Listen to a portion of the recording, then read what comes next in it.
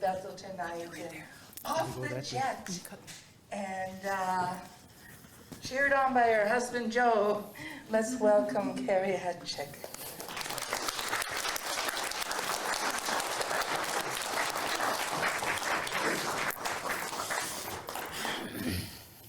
Did I make the very last? Yes. So I gotta make it huge, okay. No pressure, I guess. Closer to the mic, okay? I was hoping I was gonna be loud enough to be heard like Bev.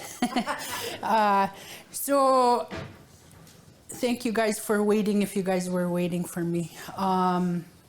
The story that I wanna share with you guys is a story that my dad used to tell me and my siblings when we were growing up. It's a story about how the beaver has no fat on his back. If you guys ever seen beavers, there's no fat on the back.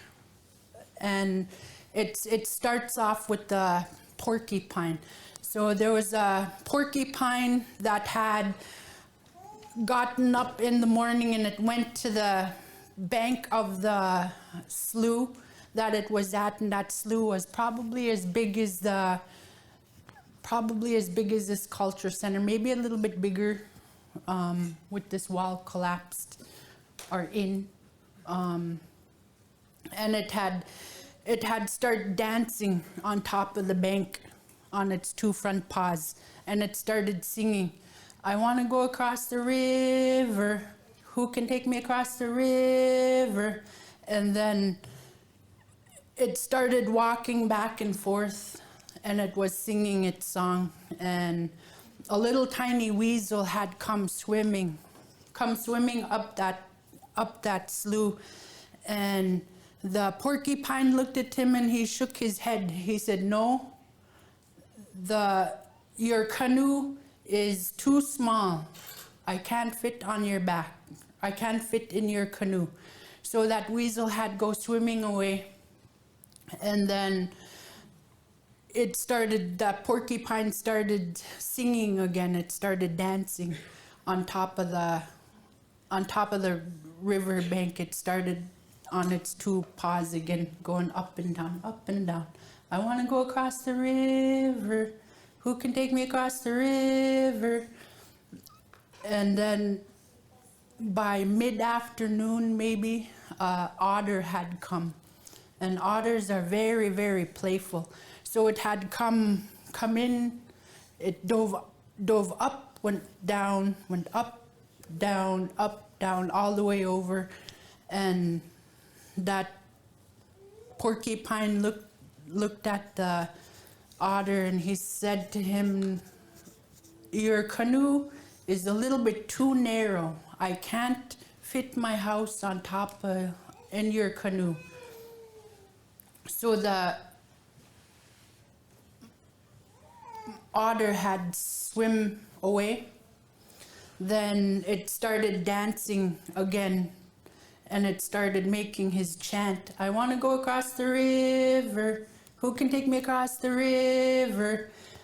And then he looked on the other side, and it was just starting to get evening time. And he goes, "Look at all that yummy food across the river. Who can take me across the river?" And then that beaver had come. He had came out of his house evening time. That's when they start moving around the most. Then he came and swam up to the porcupine, and he shook his head, and he said, "Your singing has kept me from doing my work all day. All I heard was you singing. I couldn't concentrate on what I was doing." And he'd go, "Come on, I'll bring you across." So that porcupine got really excited. Okay, can I bring my house? I'll bring my house. So as soon as I get to the other side, all I have to do is just start eating.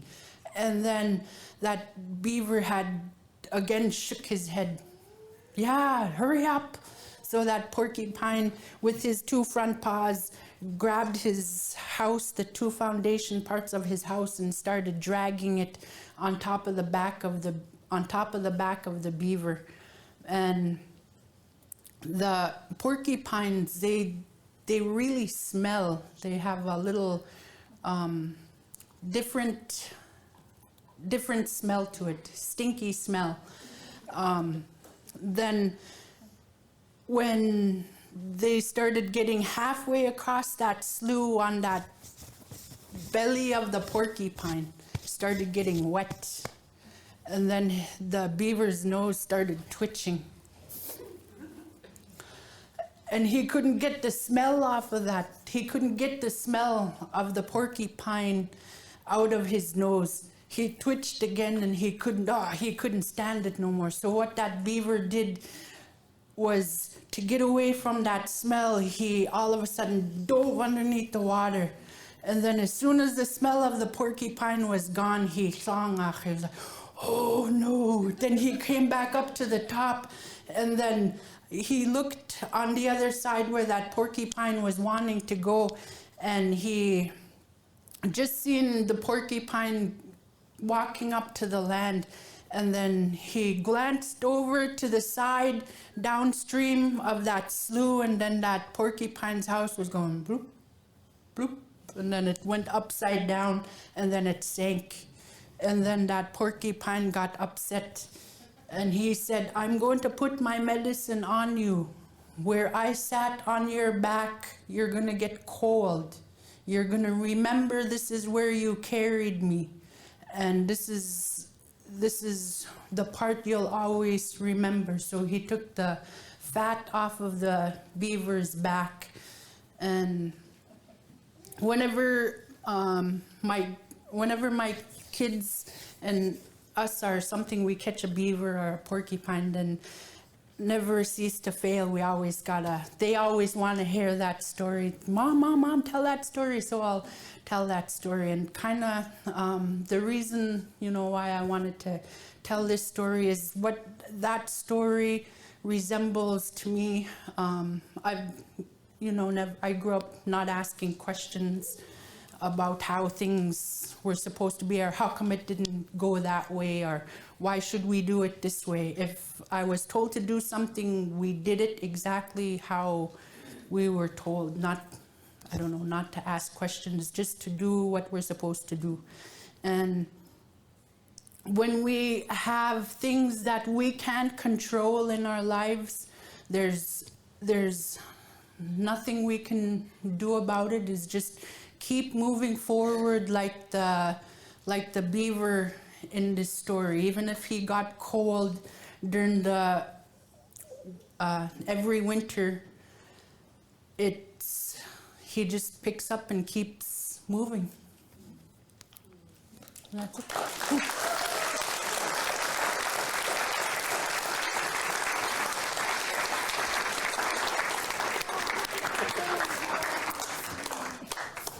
Thank you, Carey, for that story. I love it when you describe your kids. She was practicing with us and describing how